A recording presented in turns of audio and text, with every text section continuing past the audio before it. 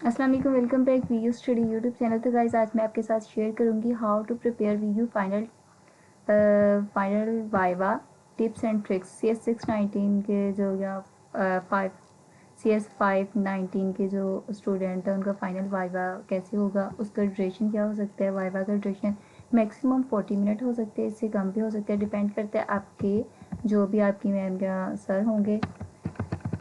तो सबसे पहले क्या है, फर्स्ट जो है आपने रनिंग द एप्लीकेशन, जो भी आपकी जिस भी रेलिवेंट एप्लीकेशन होगी, प्रोजेक्ट होगा, उसके अकॉर्डिंग आपने क्या करना होगा, एप्लीकेशन को रन करके दिखाना होगा। जिसमें क्या करेंगे आप, can you describe how the application runs, के एप्लीकेशन कैसे रन हो रही है, उसका इंटरफेस क्या नज़र आ रहा है, वो सब कुछ आप उसका बताएंगे अगर वो आपसे पूछेंगे। तो सेकंड आपके लिए क्या होगा, फ्रंट एंड डेफिनेशंस होगी।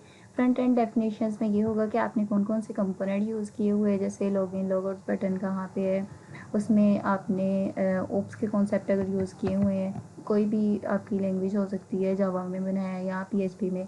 तो फ्रंट एंड की डेफिनेशन करेंगे, what component are included in the front end specially related to login और लॉगआउट से आप बताएंगे वहाँ पे, अगर आपसे ये पूछा जाएगा, क्योंकि इसी तरह के क्वेश्चन आपको आ रहे होते हैं और आपने वहाँ पे अपने जो प्रोजेक्ट राइट ऑन किया होता है, प्रोजेक्ट का जो कौन फाइल्स होती हैं, अपने कोड को डिफेंड करना होता है। और जितना कोई स्टूडेंट अच्छे से डिफेंड कर लेता है अपने कोड को, तो वो उसको 100% E+ ग्रेड भी आता है।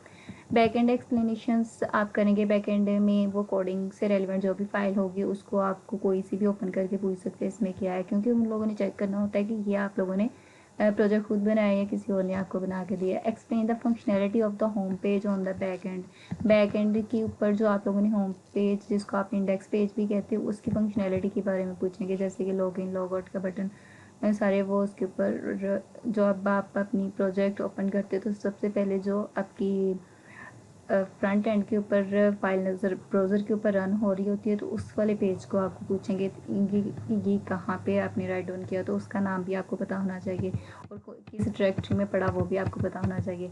इसके बाद DBMS की क्यूरीज़ के बारे में आपसे पूछेंगे। DBMS डेटाबेस मैनेजमेंट, क्योंकि टेबल के साथ डेटाबेस के साथ कनेक्टिविटी करके ही आपकी जो एप्लीकेशन हो रही होती है वो रन होती है।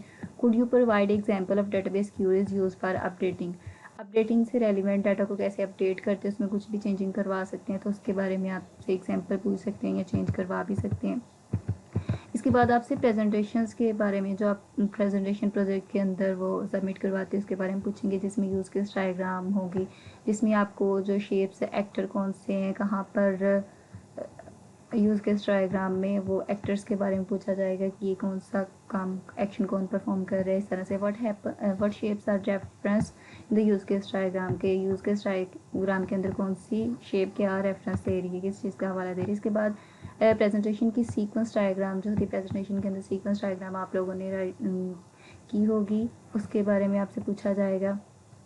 कि what type of messages are depicted in the sequence diagram, के अंदर आप सेशन स्टार्ट मतलब सेशन एंड कैसे कर रहे हैं, उसमें कौन सा मैसेज आपने सीक्वेंस डायग्राम के अंदर दिया हुआ है, तो वो उसके बारे में पूछा जाएगा। इसके बाद है प्रेजेंटेशंस में लॉजिकल मॉडल्स जो आप बना रहे होते हैं, लॉजिकल मॉडल जो होता है उसके बारे में पूछा जाएगा। Can you identify the classes and attribute in the logical model, oops के कॉन्सेप्ट जो होते हैं, क्लासेस जो आपने बनाई होगी लॉजिकल मॉडल, वो उसके बारे में क्वेश्चन करेंगे। एट्रीब्यूट उसकी क्या है, कौन सी क्लासेस हैं, क्लासेस जो उसका नाम, जैसे पर्सन नाम का कोई है, आपका कस्टमर नाम की अगर आपने कोई प्रोजेक्ट बनाया था तो कस्टमर एज लाइक है वो क्लास होगी, नीचे उसकी एट्रीब्यूट्स होंगे, कस्टमर वो क्या क्या चीज़ परचेज़ कर सकते हैं, क्या क्या एक्शन परफॉर्म कर सकते हैं, तो वो ऐसे एट्रीब्यूट्स होते हैं। हर एक की जो होती है प्रोजेक्ट में, जैसे कि पहले भी कहा कि अलग होता है, तो इसलिए उनकी प्रेजेंटेशन आप लोगों की ऐसी, मतलब हर एक ने अपनी अपनी प्रेजेंटेशन के अकॉर्डिंग काम करना होगा ना।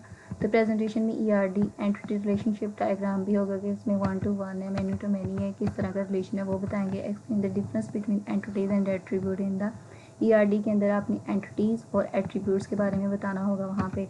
ओवल्स में जो होते हैं वो आपके एट्रीब्यूट्स होते हैं और जो रेक्टेंगल में होती है आपकी एंटिटीज़ होती हैं। प्रेजेंटेशन में आप डेटाबेस डायग्राम के बारे में भी आपसे पूछा जाएगा।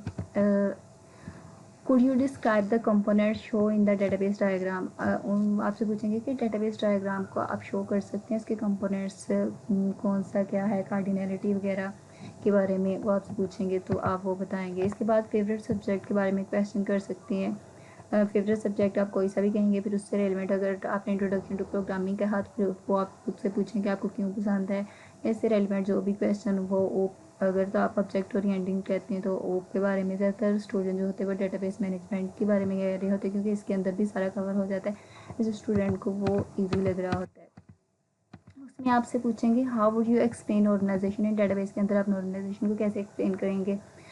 उसके इस तरह का क्वेश्चन हो सकता है। What are the different types of key in database के अंदर कौन कौन सी की होती है, जैसे प्राइमरी की होती है, कैंडिडेट की, फॉरेन की वगैरह। इसके बाद है आपसे क्वेश्चन करेंगे, 13 क्वेश्चन है, when and how are trigger use in DBMS। आप DBMS को कैसे यूज़ कर सकते हैं, कैसे ट्रिगर कर सकते हैं। ट्रिगर मीन के उसमें इंसर्ट अपडेट डिलीट करना आपको आता है कि नहीं, वो इस तरह से आपसे पूछेंगे। Explain the concept of join in SQL। SQL के अंदर आपको कॉन्सेप्ट बताने पड़ेंगे, जैसे इनर ज्वाइन होता है, क्रॉस ज्वाइन होता है, आउटर ज्वाइन होता है, उनका मकसद क्या होता है, तो वो भी आपको वहाँ पे बताना पड़ेगा अगर आपने डेटाबेस के बारे में बताया तो। इसके बाद क्वेश्चन नंबर 15 है, व्हाट इज़ अ कैंडिडेट की in the context of database. Design के अंदर कैंडिडेट की का क्या कॉन्सेप्ट होता है वो भी आप इसको बताएंगे। इसके बाद है question number 16, can you provide an overview of SQL के बारे में ओवरव्यू अगर आपसे पूछेंगे तो वो आप बताएंगे। एस जो SQL है स्ट्रक्चर क्यूरी लैंग्वेज होती है जो लॉजिक बनाने के लिए आपकी हेल्प कर रही होती है, डाटा को इंटीग्रेट करने के लिए, इंटीग्रेशन करने के लिए, और सिक्योरिटी प्रोवाइड कर रही होती है आपको। Thanks for watching. और यहाँ पर मैं आपको बताऊँ हो सकता है पॉसिबिलिटी, क्योंकि इसी तरह के क्वेश्चन आते हैं तो आपको 100% करेक्ट वाइवा होगा, मतलब 100% मार्क्स मिलेंगे आपको अगर आप इस सीक्वेंस से अपनी तैयारी करें तो। अंदर से आगे पीछे भी आपसे पूछ सकते हैं, और लेकिन जितने भी क्वेश्चन ज़्यादातर जो पूछे जाते हैं प्रोजेक्ट से रेलिवेंट, आपने अपने कोड को डिफाइन करना होता है। होप सो ये वीडियो आपके लिए हेल्पफुल हो, तो please like and subscribe my channel for latest update. Remember me in your prayers. Okay, अल्लाह हाफिज़।